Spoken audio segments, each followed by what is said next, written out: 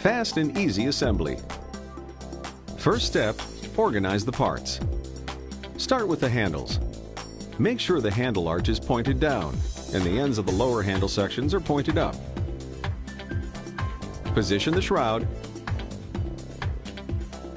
Insert the ends into the center handle section and tighten the bolts.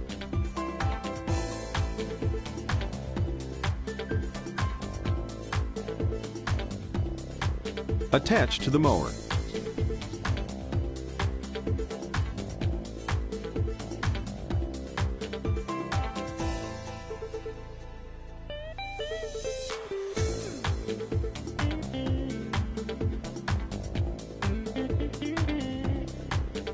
Don't forget the height adjustment knob.